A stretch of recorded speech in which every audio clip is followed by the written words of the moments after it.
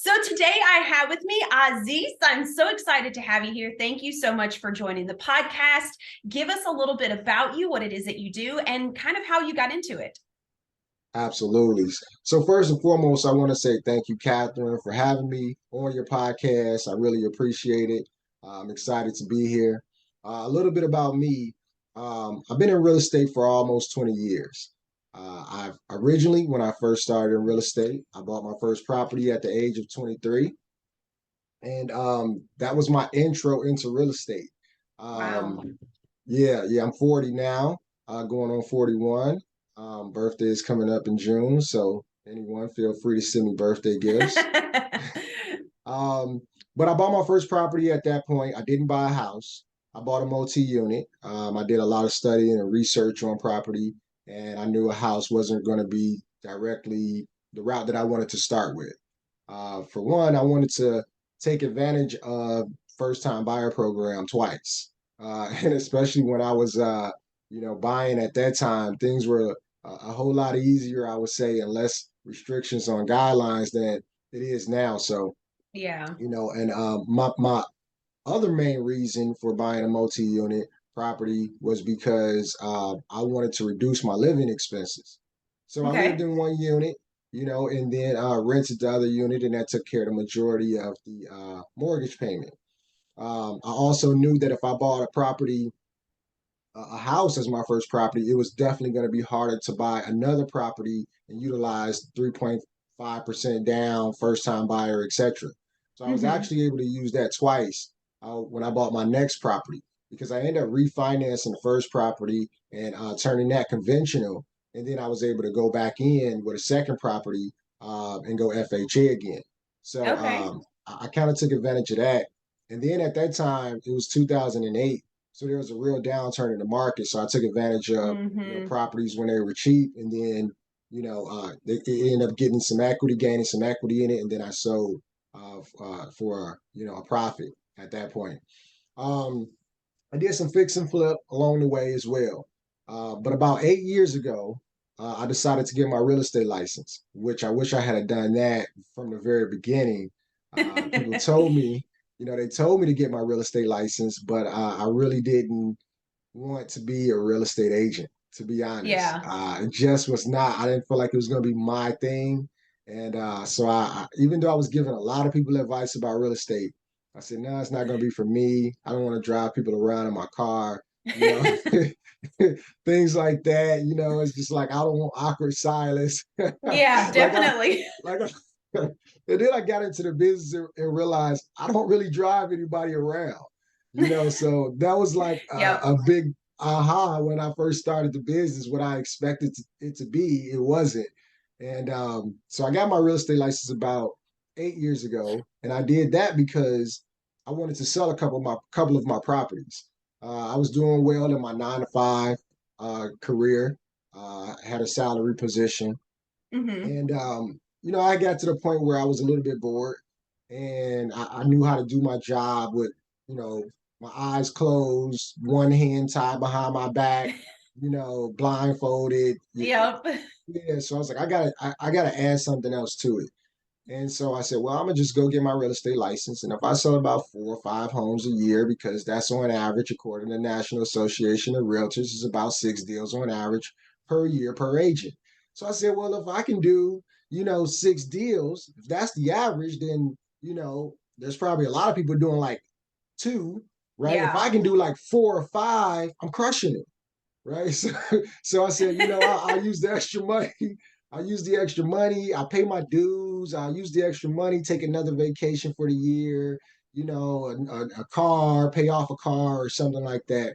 That was my only goal, and to sell my properties, because I just didn't want to pay a realtor, and so I make some extra money. And Yeah. when I got into the business, I ended up selling, like, I put my house on the market right away. My property, I had a building, one of the buildings. I was going to do them one at a time. And I put my first property on the market, and I end up selling about 7 homes before I even sold my own. Oh, So, wow.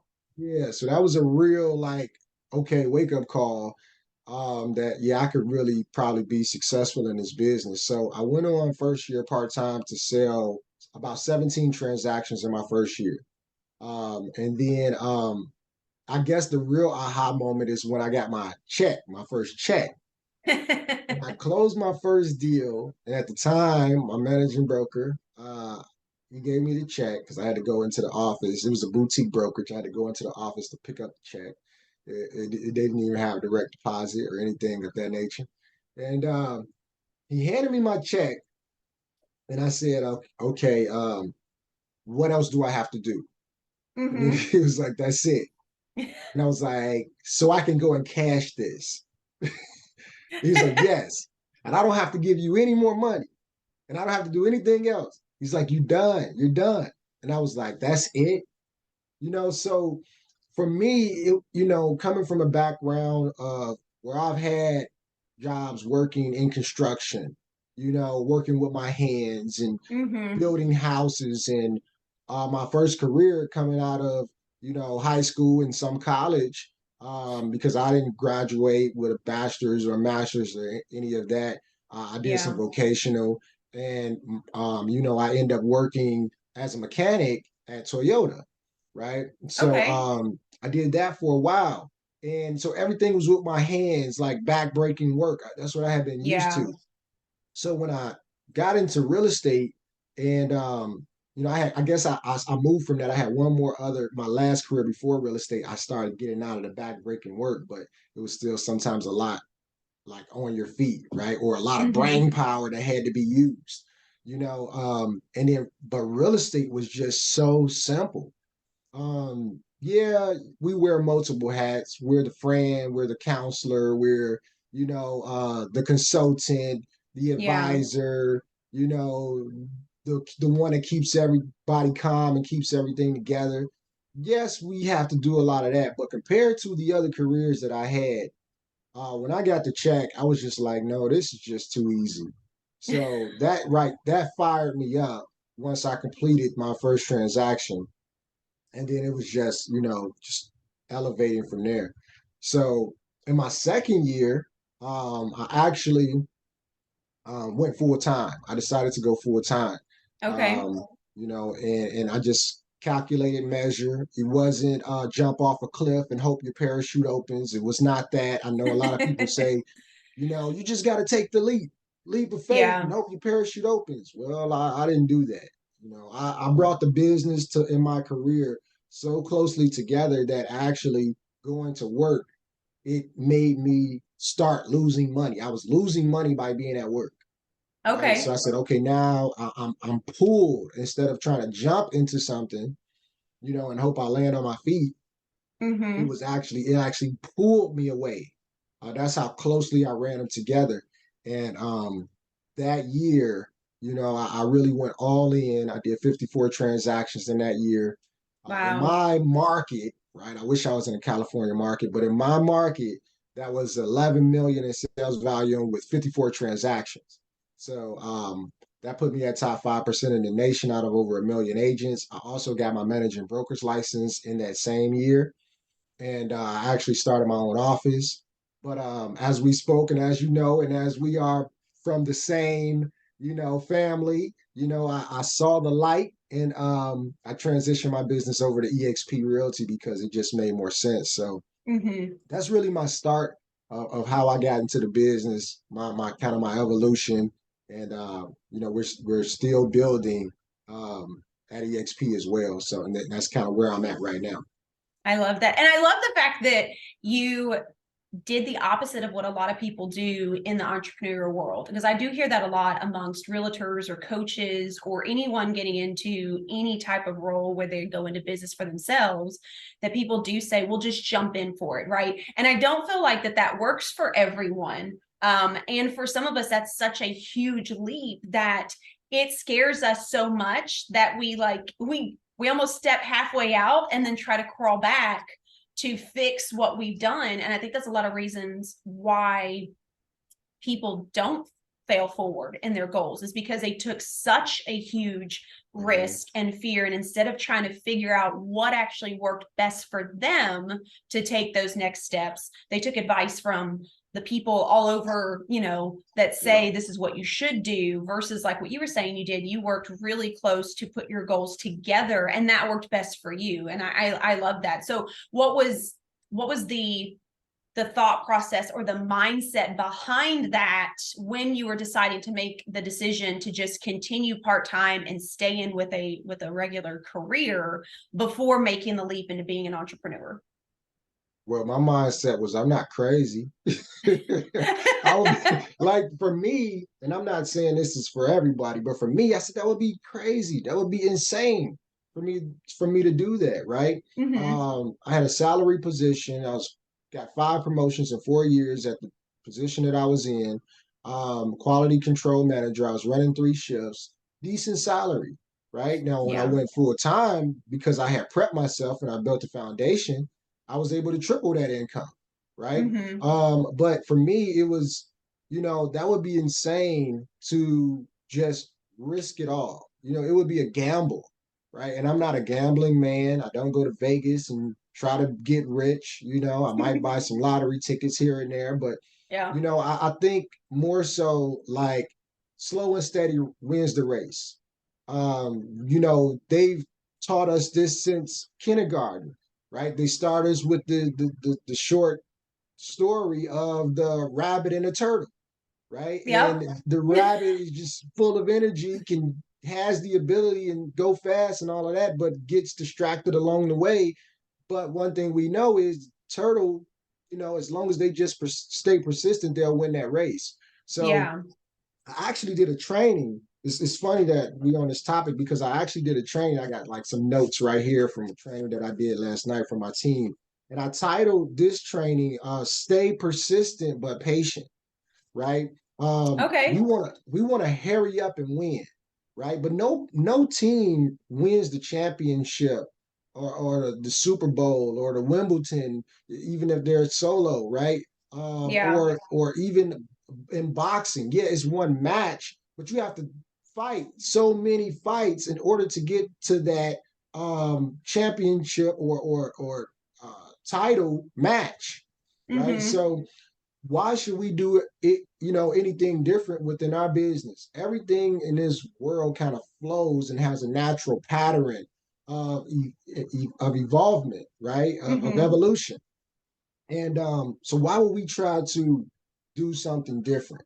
um there's a saying there, a pioneer, right? Like back in the old times, right? Columbus days or whatever, they were saying, I want to be a pioneer.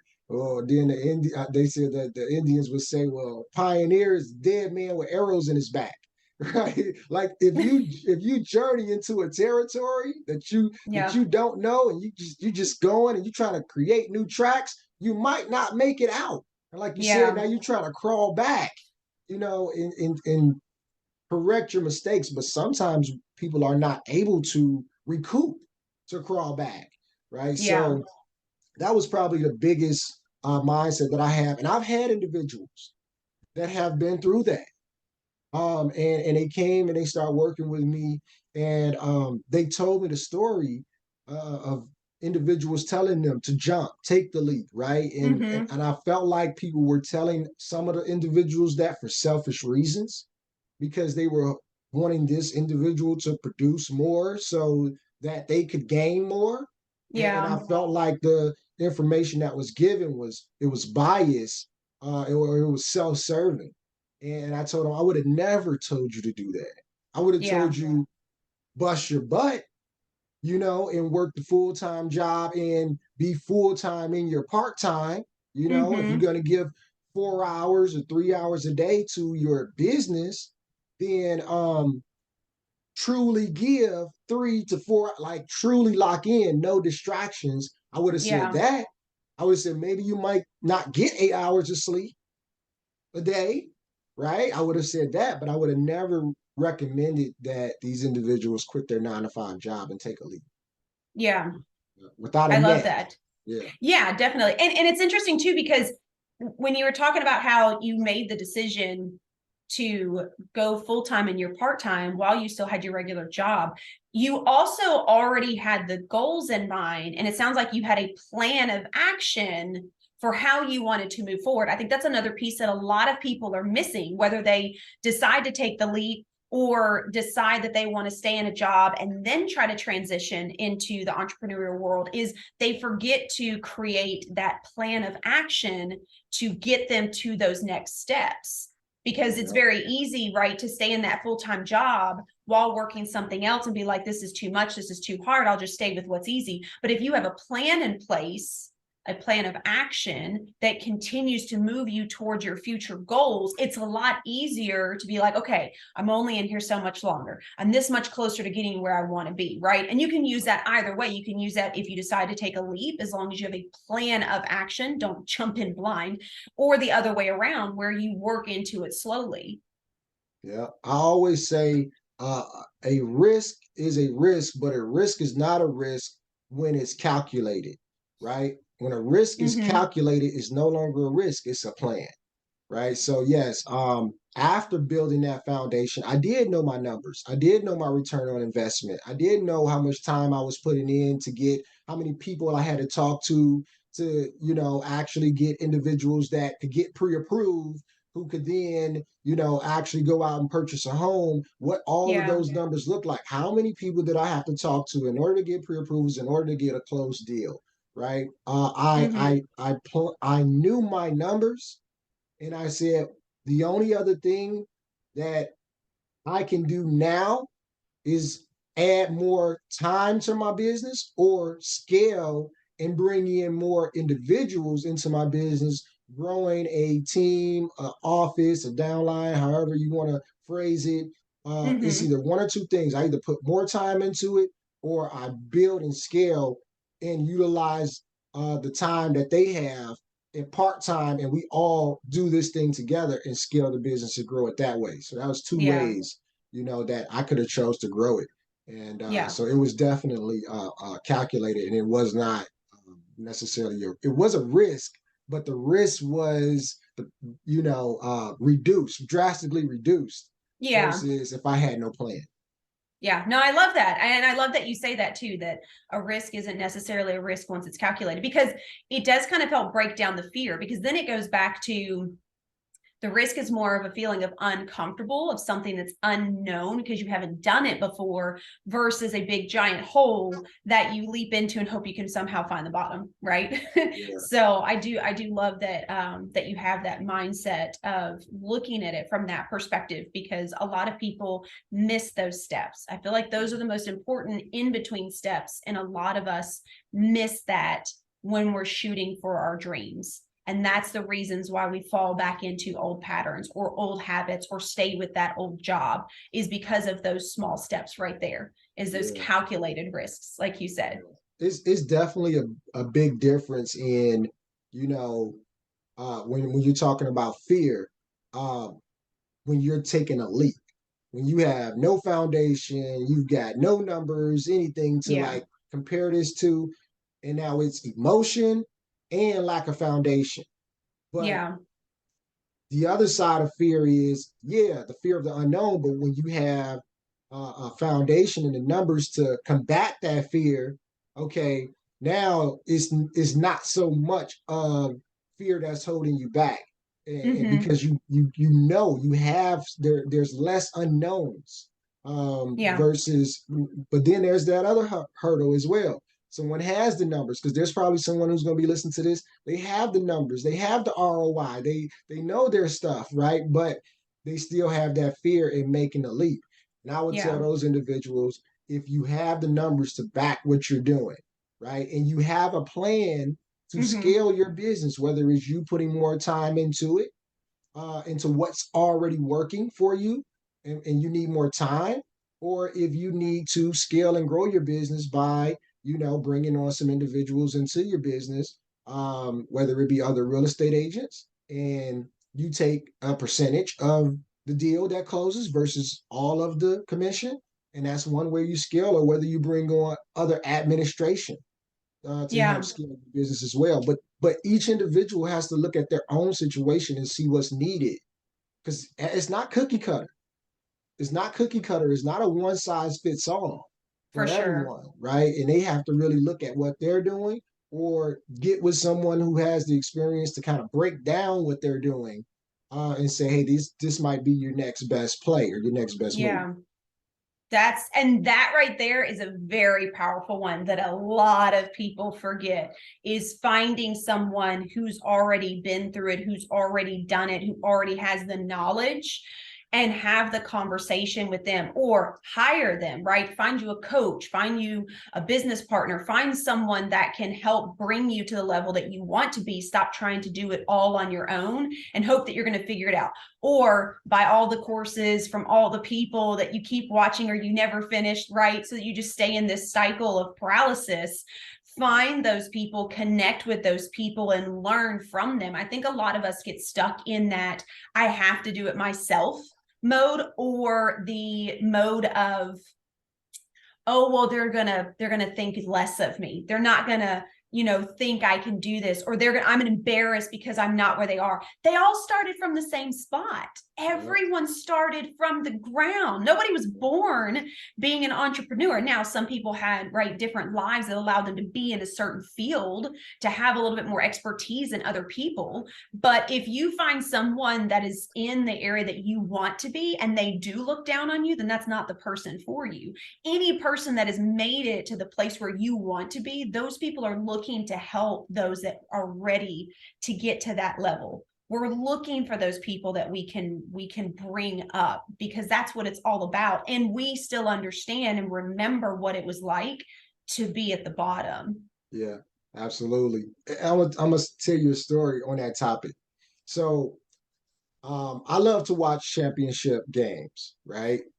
Yes, for the excitement, who's going to win. It's the big match, Of it's the course. championship game, it's the Super Bowl, etc., right? Boxing matches, whatever the case may be. Championship caliber games. I love to watch them, right?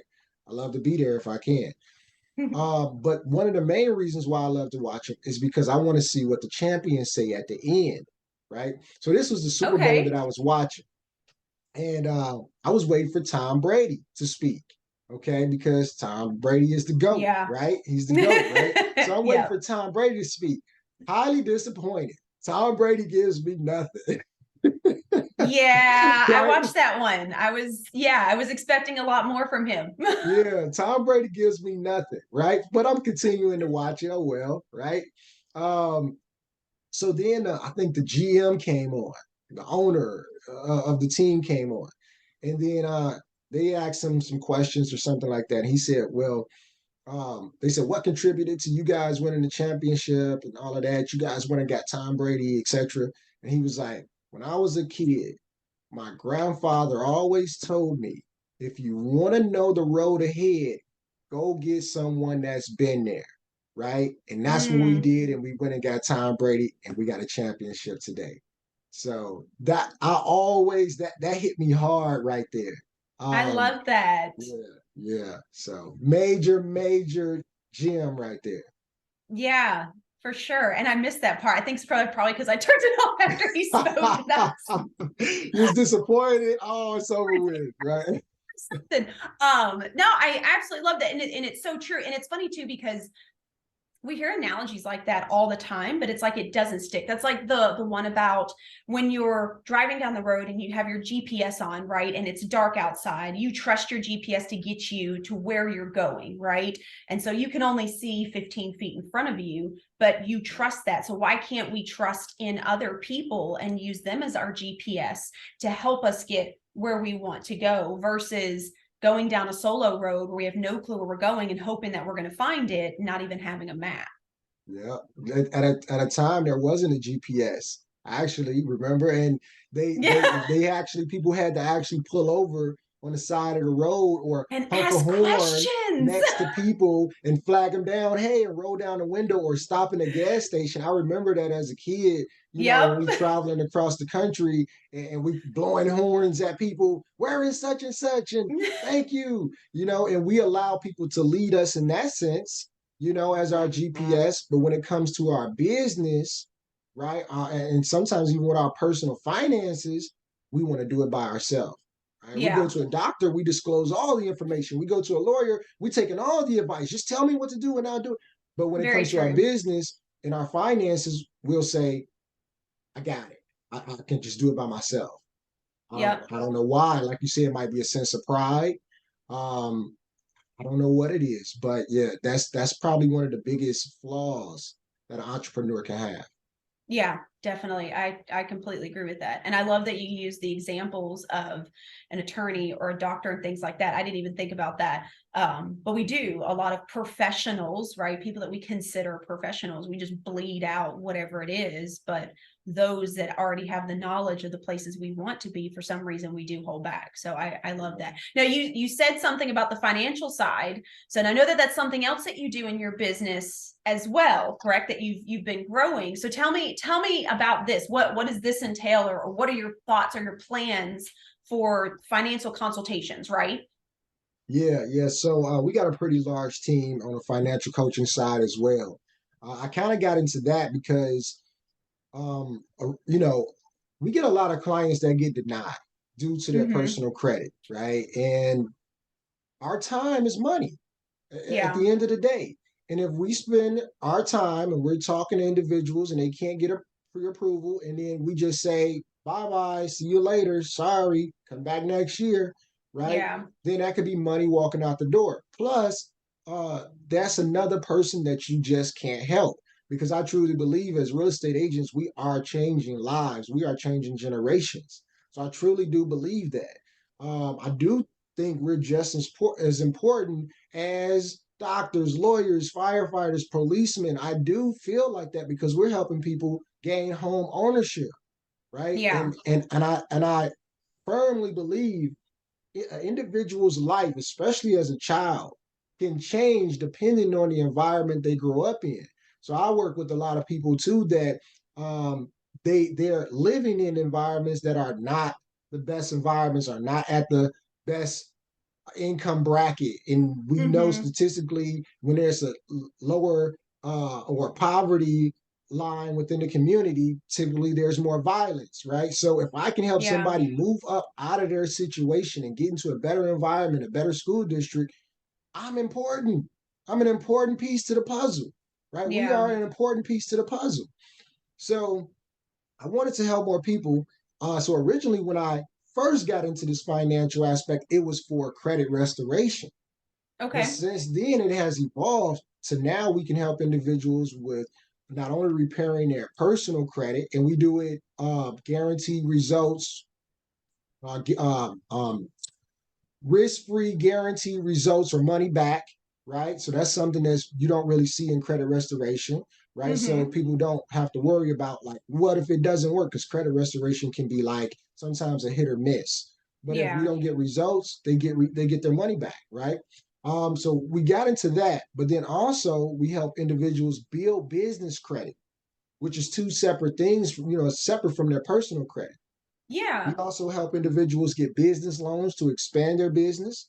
And also, within that realm of business loans, we could help people get real estate mortgage loans as well in their business EIN number, right? Hmm. So, yeah, personal loans as well, right? So, and a few other things. But um, you're really helping a client from start to finish at this point.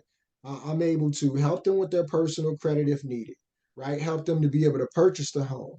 A lot of individuals are like, hey, Aziz, after I buy this property, I want to buy an investment property. What's the next step? Well, let's get your LLC established, right? Let's Mm-hmm. start building credit in the business name. And then when it's time to buy, maybe you're thinking about buying 1 year, 2 years down the line, now you can buy this property solely in your business name, completely separate from your EI, from completely separate from your social security number, and Okay. solely under your EIN, right? So we really help them all the way through in these processes to really start building a foundation. So I love I that. really enjoy that, and it fits right in line with what I'm doing in real estate. So it's not like it's two separate businesses; it all coincides, and it just Mm-hmm. really I'm still just running in one lane. I love that. Now, do you work only with people that are in your state, or can you help with outside of the states? How does that work? Yeah, we can do all 50 states. Yep, Wow. Okay. yep. So we can do all 50 states, and we are still looking to grow the team as well. On the financial coaching side, And as you are growing your team on the real estate side, we are growing our team on the real estate side as well. So yeah, and we can work with individuals in all 50 states. I love that. That's fantastic. Well, thank you so much for all of the information and all of your time here. And I know that you already gave me some amazing quotes, but one thing that I always like to end with is if there is any type of positivity or a quote that you find yourself going back to that you feel like you could give to the audience that could help them. Oh man, you trying I to get so many people on this one. It's fun. yeah, you trying to stump me. I mean, I say so many different things. I gave one of stay persistent, but stay patient. I gave that one earlier. Um, I guess I guess I guess it won't be necessarily a quote, but how about I just give some advice? Sure. Okay, if that works. Um, it's not a 5 day game plan. It's not a 5 month game plan, not a 5 week game plan, not a 5 month game plan. Think about your business as a 5 year game plan, right? Mm, And don't expect the business to blow up overnight. Don't compare yourself to other individuals because they may have a different background that they come from. They may have other businesses that they've started, right? yeah. Build your foundation, right? Come in and really truly learn the business. Um, I did very well in my first year, but I did very well in my first year, I believe, is because I wasn't expecting to do well. I was expecting to learn. I was expecting to soak up the knowledge. I was expecting to just dive in and get my foundation, and just really build a house. Yeah. Start with the slab or the basement before you try to put the roof on. You got to put the Yeah. walls up, everything right there. So I expected that any money that I invested in my first year was going to be for a learning experience to build my business. And I really dug into my systems, in the KV core, and all the systems that we have. I really dug into those things. Hmm. Whenever I received the resources, I dug into them, and I think that's what helped me set the foundation to be successful in this business. So it's not a 5 day game plan, not a 5 week, not a 5 month. It's a 5 year game plan. Take the first 2 months in your business to really learn the process. Don't go straight into prospect. Really Yeah. learn the process. Don't worry if it takes you, 6 months to really learn everything. Because when you look at 5 years, 2 to 3 or 4 or 5, 6 months is going to be a small drop in the bucket compared to how long you're going to be in this business, because likely it's going to Mm, be 5 to 10 to 15 to 20 years. Take 6 months, take 3 months, just really dive into learning. Don't be so ready to make a sale. Build a foundation, because once you start, you're not going to want to go back to those fundamentals. So very true. get them in early. Very, very true. I absolutely love that. And I think that a lot of people do miss that, is that sense of learning because they want to dive in for those quick results, right? We live in a society where we are always looking for Quick, the next quick. thing and the next thing and the next thing, instead of realizing, especially when you're building something that is for your life, that is to improve your livelihood, it doesn't happen overnight. I know a lot of people hear it, but I feel like there's a lot of people rolling their eyes listening to me say this right now too. But it doesn't happen overnight. And the more that you wish and want it to, the longer it's going to take to see those results. Yeah, yeah. It's not instant. It's not instant oatmeal. No. It's not instant. It's not instant coffee or cocoa or instant rice. If we'll go to a 9 to 5 job and work for a decade before we really get the position that we want, we got to give our business that same respect and that same time and that same effort. Very, very true. I super appreciate that because I do feel like a lot of people need to hear that one. So Aziz, please tell us, where can people follow you? How can they connect with you and be in your world? Okay, one link only. Okay, www.coachaziz.info.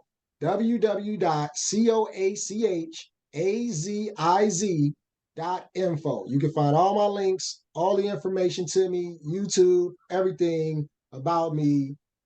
FBI knows where to find me if they have that link. everything's there. Perfect. Well, hopefully the FBI will leave you alone. But